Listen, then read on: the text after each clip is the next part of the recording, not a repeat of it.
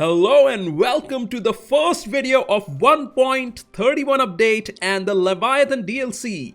As you can see here, I'm playing on 1.31.0 patch. It's called Maja Picchu patch, by the way, and there's a nice Paradox Tinto logo. I don't think we have seen that before. I haven't seen that before. So yes, we'll get into the game. We will do a series of videos on the update as there's a lot to cover. Make sure you're subscribed so you don't miss out on the content. There are a lot of new changes and a lot of new strategies to talk about.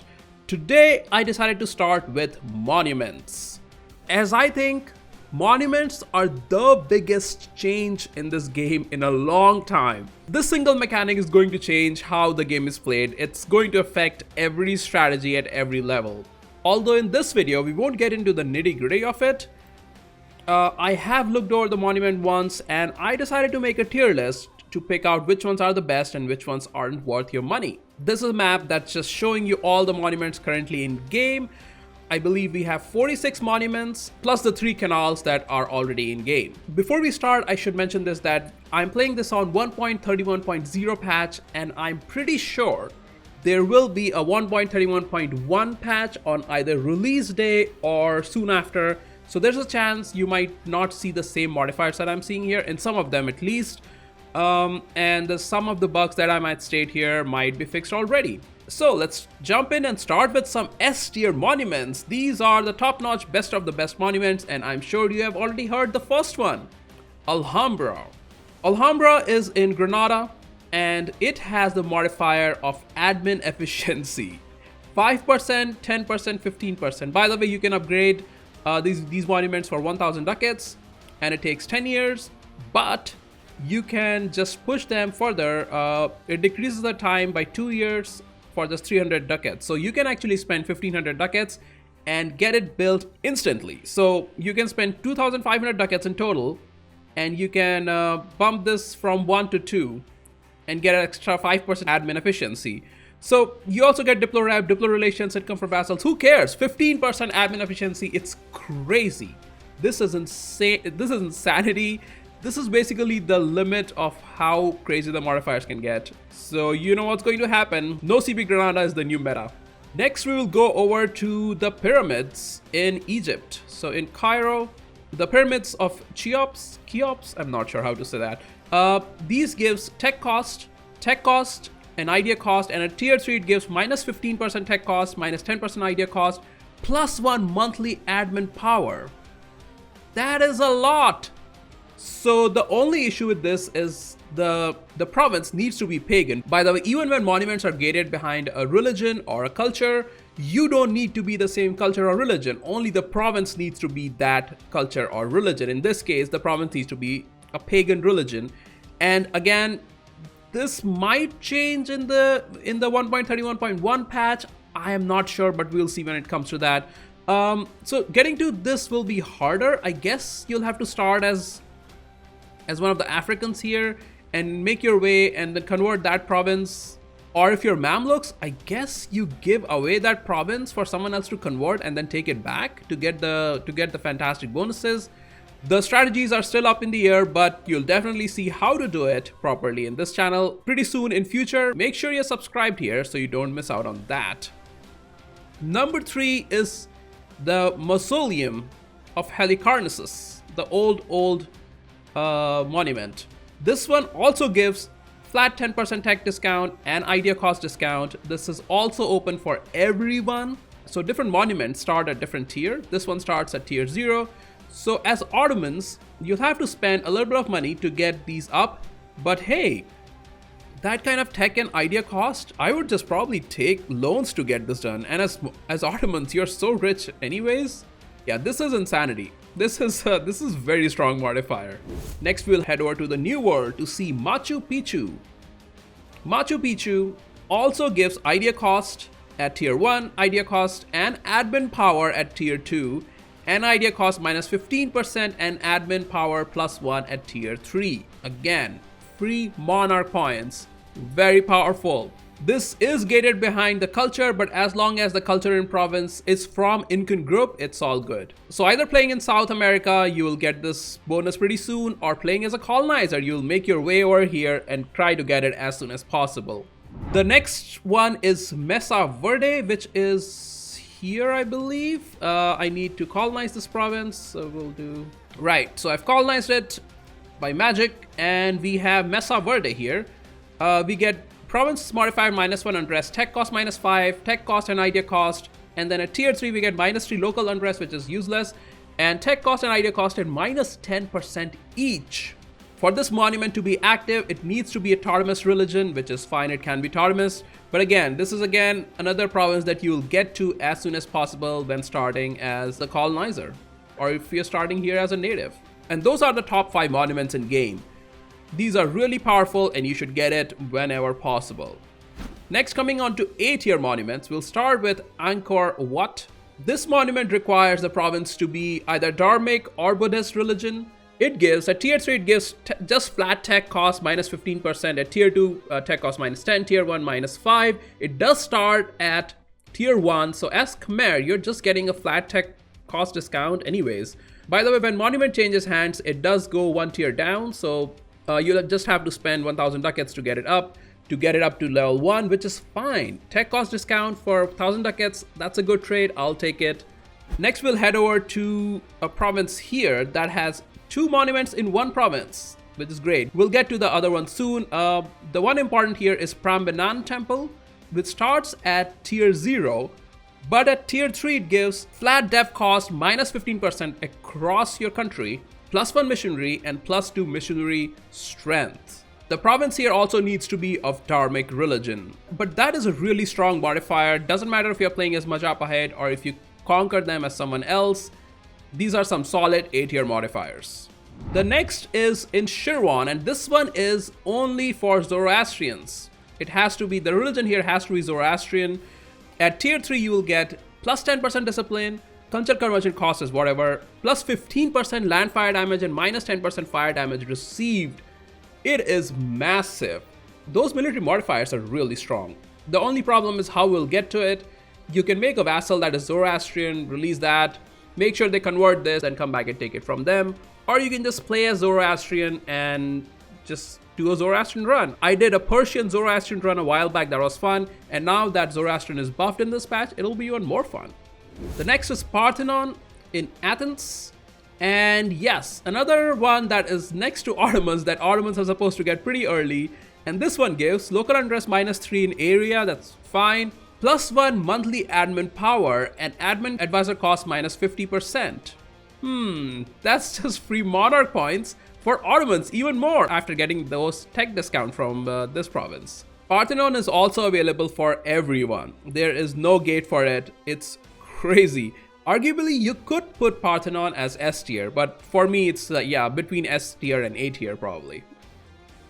Starting with B tier now. B tier, first of all, we'll look at Cologne. The Cologne Cathedral is a thing now. It is available for all Christian nations, and it gives +2 yearly influence at tier 3 and cost of enforcing religion through war -33%. And if you're not Catholic, it also gives you fervor increase. So this might not seem a strong one, but post-reformation, this is going to come in very handy. Say as Austria, if you grab it early and then this reformation, you can enforce religious unity faster using this, which is a big deal. So for me, this is a very good tier B monument. Next is Tower of London. Tower of London is has local defensiveness and army tradition. The army tradition part is why I think this is really strong. At tier 3, you get +1 army tradition and +1 yearly prestige. Yearly prestige is fine. It's good, but whatever. But there are so few army tradition modifiers in game, and army tradition is so strong in itself. So this is definitely, I think, worth spending your money on. This is a decent monument to have. And for this perk to be active, the province needs to be either English or Norman culture. Next, we go over to Petra in the Jordan area. Petra is available to Sunni and Christian nations. It starts as tier 1. It gives Diplo rep and envoy travel time. At tier 3, it gives 2 Diplo rep, +1 Diplo relation, cost of fabric claims -20%, and envoy travel time -33%. So Mamluks are going to use it straight away. You might upgrade it faster to get the cost to fabricate claims, but I doubt you'll spend 2000 ducats and 20 years to get that. It is still a decent monument to have, nothing great, but nothing terrible either. Next we go to Samarkand for the Registan Square. There are also two monuments here, but they are mistaken, I think.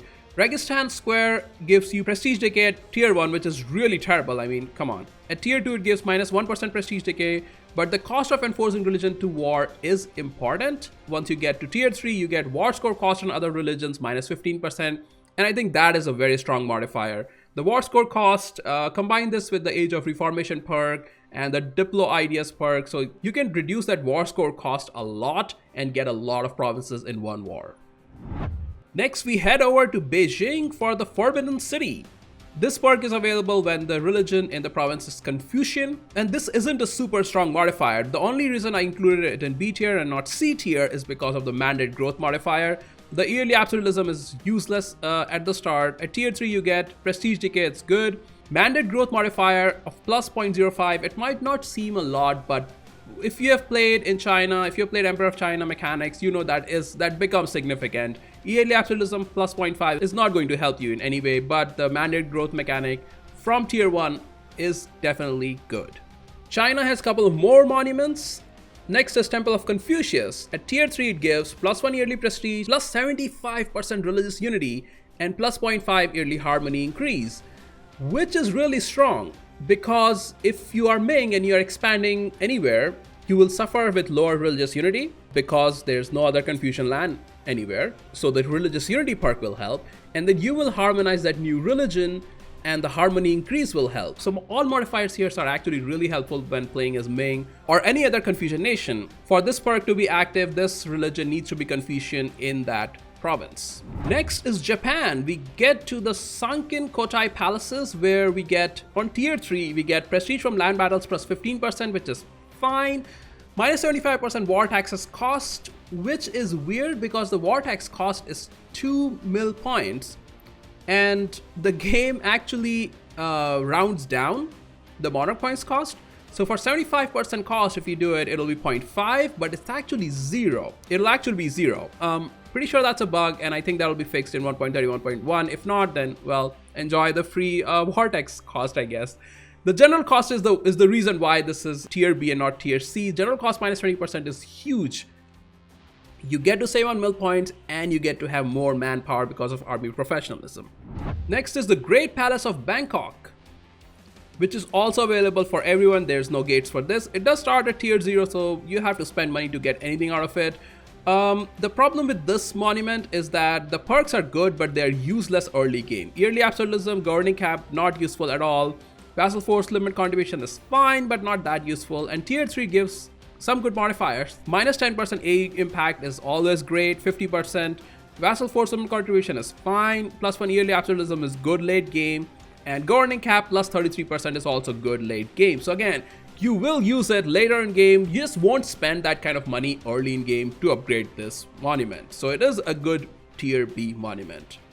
Next we go to Lhasa for the Bagan Temple. The religion needs to be Buddhist or Theravada rather, not even Vajrayana. So someone will need to convert this province before you can reap the rewards here. The rewards are significant. You get plus 2% missionary strength, you get religious unity plus 75%, and you get minus 30% missionary maintenance costs. Those are some strong modifiers if you're playing a religious conversion game. Another tier B monument here is the I'm not even going to attempt to say this name, but the advisor cost is really good, minus 25%. Diplorep plus 3, Diplorations plus 2, it's really good. It could almost be a tier A, but the initial ones, the tier 1, tier 2, only give advisor cost discount for Diplo advisor, and Diplo mana is not that important as you know in game. So this is a good monument to have. It's just not tier A monument, but definitely a good tier B monument. The last two tier B monuments are in the New World. First of them is Chichen Itza. Chichen Itza is really cool, but the modifiers are not that cool.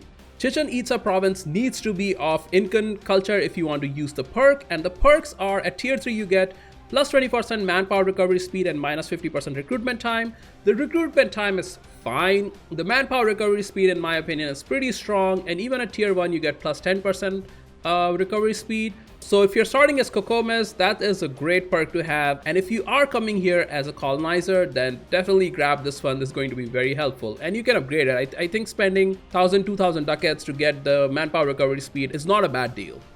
The last one on tier B is all the way up in the Arctics. I believe it's this province. I need to colonize it. So we have colonized it. It is Inukshuk. And this needs to be of pagan religion in order for it to work. You do get minus 10% advisor cost, plus 3 max promoted culture, and cost of advisors with ruler culture minus 20%. Big modifiers on advisor cost, always great. Although getting here is not that easy. That's why it's on tier B. No matter if you start as native or if you start as a colonizer, getting to this province is not easy. And you won't have access to this for a while. Still a solid tier B monument in my opinion. Next we move on to tier C monuments. These are the ones that are pretty bang average, and yeah, you might spend some money on it or you might not. We'll see. First one is the one that we saw earlier in Samarkand. This shouldn't be in Samarkand. I'm pretty sure they will relocate it in the new patch when it drops. It should be in another India somewhere. This one needs to be of dharmic religion to work, and it's right now it's not, but once it moves to India, it'll be fine. So on tier 3, you get local unrest minus 3, not that useful. Local area minus 2 unrest, not that useful again. The global monthly autonomy change though is really good. I like that modifier a lot. Even on tier 1, you get minus 0.025, which is decent. And yes, this is a decent monument, although you won't spend that kind of money to get that monthly autonomy change bonus super early in game. Next monument is also in India. It is the Murrah Janjira fort. This can be accessed by everyone, and it's a fort. You might think it gives some nice defensive bonuses, but no, it is a coastal fort. It gives you naval force limit modifiers and naval maintenance modifiers and naval and yearly naval traditions. So are you going to use it? Maybe if you're playing a naval game, it will be nice to have. If you're playing as colonizer, if you're playing a pure colonizing game, then yes, it will be useful to have, because you need a lot of navy now that your colony's liberty desire will be affected by your naval power as well. So this will be a nice one to grab if you're coming here as Portugal. It also has a nice entrepot, so this province is great, but you will need to spend 3,000 ducats to get all those modifiers. They're not bad, they're just not useful in every game. Next monument is the Buddha statues in Afghanistan. I did not know there were Buddha statues in Afghanistan, to be honest. This one needs to be, the province needs to be Theravada for this to work, so it'll be hard to get that, but if you can get it, you get plus 1 missionary strength, and culture conversion bonus minus 25%. Again, if you're playing a religious conversion game, the missionary strength and the free missionaries are awesome. But it will not be used in every game, and that's why it's a tier C monument. Next we go to Bali, the beautiful Bali with Pura Besake. It starts as tier 2, which is really good. The stab cost modifier is pretty great, but that's about it. The province needs to be dharmic for this to work, and at tier 3, you get minus 1 national unrest, which is pretty good, minus 15% stab cost, which is also decent. Although, will you spend all those ducats to get there? Probably if you are playing as Bali, although Bali starts as a vassal of Majapahit. So I'm not sure how the strategy will plan out, but again, we will get to the strategies part later in more videos. For now, this remains a solid tier C monument. Next, we will go to Byzantium, and here's another one that Ottomans can have. Hagia Sophia gives plus 1 tolerance of true faith, plus 1 tolerance of heretics. It's not the strongest one, right? It is not strong. Also, the province needs to be either Orthodox, Coptic, or Sunni, so it works with Ottomans. It starts at tier 2. The 0.5, 0.25 modifiers are fine. This is just fine. It's not great. And with Ottomans, it's fine. Like, this would help definitely in the long run, but it's not something you'll spend your money on early, because you have much better monuments around here where you can spend all that money on. So really an average monument right here. Next we are coming to Paris. Paris also has 2 monuments, which is great. We'll get to the other one later. Notre Dame Cathedral is only available to Christians, and it starts as tier 2, which is pretty good. Plus 1 tolerance of true faith for France is great. At tier 3, you get plus 2 tolerance of true faith. You also get yearly papal influence, I'm pretty sure. You also get plus 2 yearly papal influence, which is nice, but again, it is not something you'll spend 1,000 ducats on early. The next is in Morocco. There is Benhadou 8. I'm not sure how to pronounce that, but it is in Morocco, and this one is also available to everyone. It starts as tier 2, it gives local defensiveness, which is fine, but at tier 3, it gives trade efficiency plus 10%, global trade power plus 5%, caravan power plus 33%, which is nice to have if you're playing as Morocco, because the Iberians will steal a lot of your trade. So it's nice to have some modifiers that you can get your trade income up. And if you are playing as Iberians, you would want to come and get this sooner to bump up your Sevilla trade income even more. The next one is also in Africa. Africa has just 2 monuments. The next one here in Southern Africa, Zimbabwe, city of Kami. This one also needs to be of pagan religion for it to work. At tier 3, you get local defensiveness in area 25%, which is fine. It's the capital, I guess. It's okay. Tech cost -5 is good. And the cost to fabricate claims is -25%, which is fine. So starting as Mutapa, this is kind of helpful, but you don't get the tech cost until you spend 1,000 ducats on it. It is fine. Tech cost is always nice, but again, it's not as great. You could consider this a B tier actually. It's somewhere between B and C tier. And the last tier C is over here in the Easter Island. We will colonize this province as well. And there are the Easter Island heads. So at tier 3, you get +1 tolerance of true faith, great, +1 tolerance of heretics, great, and religious unity plus 65% for some reason, and not 75% that we saw on other monuments. I don't know why is that, but it's okay. It doesn't matter if you're playing as South America or as a colonizer, and then spending all that money to get religious unity is, I don't know if it's the best thing to do. The modifiers are nice, but you have better monuments to spend your money on early. You will get to it later in game though. And those are the average ones. Now we get to tier D, which is below average. These are the monuments that you would rather not spend money on because you have better things to spend money on, like other buildings that will give you more money. So we'll start with a very famous one in Stonehenge in Hampshire. At tier 3, it gives missionary +1, missionary strength plus 0.5, and tolerance of true faith plus 0.5. Modifier seems strong, but the province needs to be pagan. So how the hell are you going to do that? I have no idea right now, but I'll get to it. There will be a strategy for it, don't worry. But yes, getting that province to convert to pagan is going to take a while. It's not going to be easy. So yes, the modifiers are decent, but it's not something that you'll see in game very often. It is a tier D monument for me.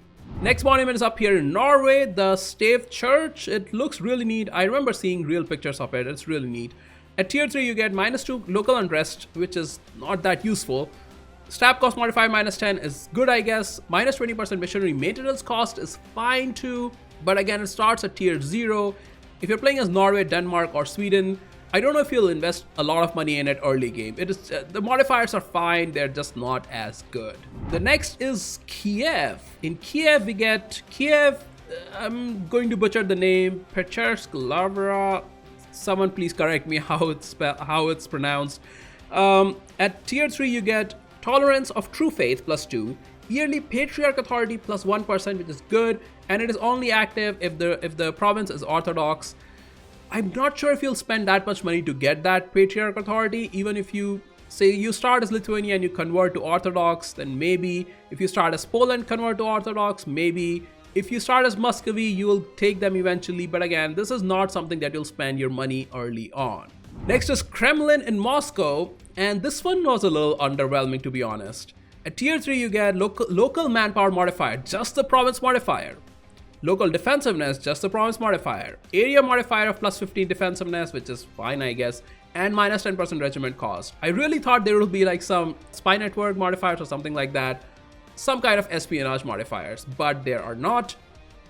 So yeah, I don't think you'll build this at any point in game, to be really honest. There are a lot more better monuments in game to spend your money on. You'll only build this if you have extra money lying around. And so it is tier D. Coming back to France to see that next one, the Versailles monument. It gives a tier 3, it gives +20% national tax modifier, which is nice, and it actually synergizes well with the France modifier of national idea modifier of +10 national tax. So it's okay. Income from vassals +10 is fine.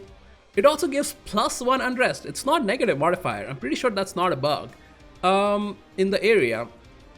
So yeah, very underwhelming. Honestly, I don't know if I'll ever use it, ever.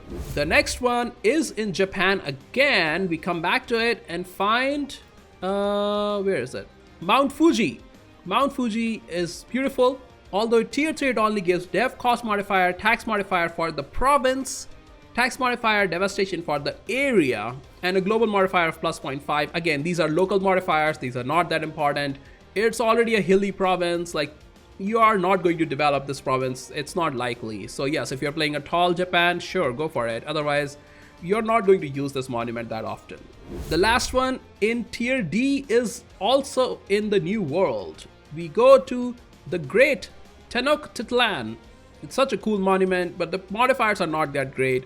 Tier 3 it gives the province modifier cost of construction cost, dev cost, possible number of buildings, and the area cost of dev cost. But again, this is hills, this is all highlands and hills.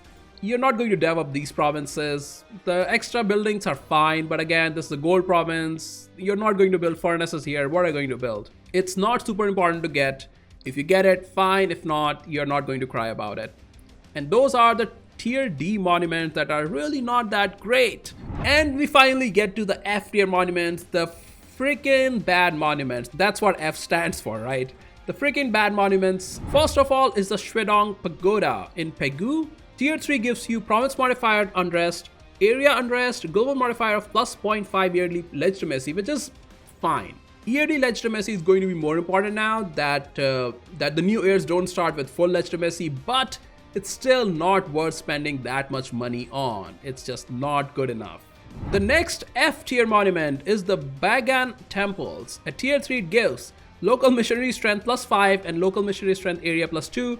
It also gives you some global modifier. Hold on. So you get monthly karma plus 20% as a Buddhist. So I'll be honest, I don't know if this will get fixed in the new patch or not, but I have no clue what the local missionary strength means. It does not make this province harder to convert, anything like that. I've tried everything. It says local missionary strength, but I have tried converting it and the modifier is not listed. So either this will get fixed or I'm missing something. Either way, I'll come back to this whenever this is fixed or clarified by the devs.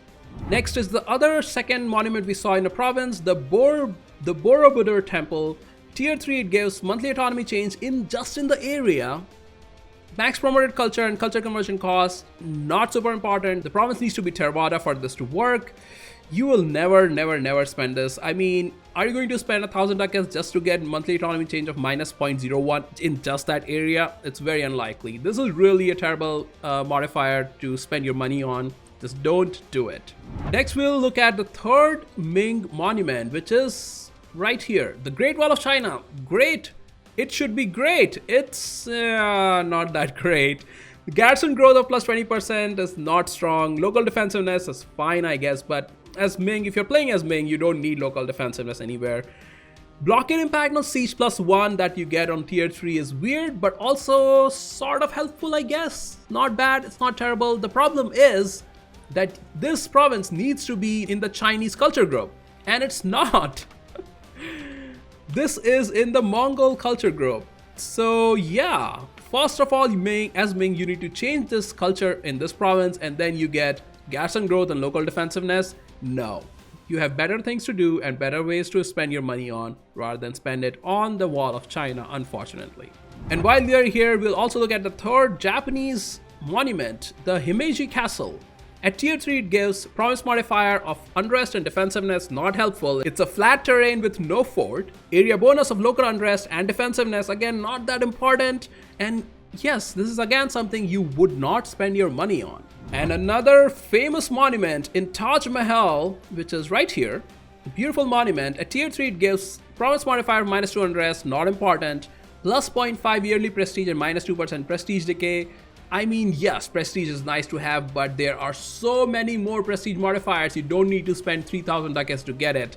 And also the province needs to be Sunni here. It starts as Hindu, so yeah, you'll probably get to it at some point, but you will probably never spend that much amount of money to get these modifiers. And let's head back to Europe for our final 3 monuments. First one in Portugal, in Lisbon, the Pena Palace. Yeah, I'm butchering a lot of names, I apologize. But this one gives local manpower modifier in the area of 20%. How is that useful? I mean, yes, the provinces here can be good. If you're playing tall, I guess that's useful, but still, I don't think spending 3,000 ducats on that is helpful at all. It's pretty useless if you ask me. Next is in Austria. There is a monument in Austria, the Umbras Castle.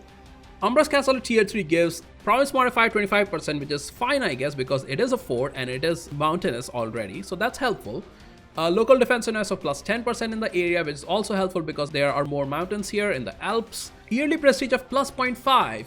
Yes, the defensiveness is nice, but you won't spend 3,000 ducats, even 1,000 ducats to get that kind of defensiveness here. Yeah, this monument is fairly useless. You'll have better things to spend your money on again. And the final one is in Rome, the St. Peter's Basilica. You might think this might have some good modifiers. Tier 1, you get yearly papal influence. Yeah, okay. Plus 0.5, plus 1, you spend 2,000 ducats. Okay, fine, spend 3,000 ducats and you get more yearly papal influence. You get Curia power cost minus 10%. Now, if you are playing as papal state, Curia power costs are immaterial because you can't use Curia powers, right? They're not available to you. Yearly papal influence, I guess, is okay. It will help you keep Curia control for longer, which is helpful. If another Catholic country gets to Rome and takes it, you get minus 10 yearly papal influence. And so you cannot use Curia powers anyways because you won't have enough yearly papal influence. So yeah, I don't know what to tell you. This might be a bug and this might get fixed in 1.31.1. If not, then this is a completely useless monument. Absolutely useless. Don't spend money on it at all. And those are all the monuments that we have here. There are the 3 canals as well, the Kiel Canal, Suez Canal, and the Panama Canal. They cost 10,000 ducats to build the Kiel Canal, 20,000 for Suez Canal, and 30,000 ducats for Panama Canal. Once you build them, they build as tier 3 monuments, and you get plus 50 province trade power and plus 50% global trade power. So the modifiers are strong, fairly strong, and you will probably make a lot of money. But again, this is going to be fairly late game. You need to be admin tech 22 to get it. It's so the canals have improved slightly, but again, would you spend 10,000 ducats later in game to build them? Maybe, maybe not. They are not something that you look forward to super eagerly. They are again one of those tier C. It's nice to have, but you don't need to rush for it kind of monuments. And that's it for all the monuments. I really hope some of the monuments get tweaked a little bit here and there. I think some are overpowered, some are pretty terrible, and there's in between. That's how the range goes, I guess. It is fine. We will build our strategies around that. Once the new patch drops, we'll see how it goes. But make sure you're subscribed here so you don't miss out on future EU4 new strategy videos. Thank you for your time. You're watching a Radios Guide, and I'll see you all in the next one.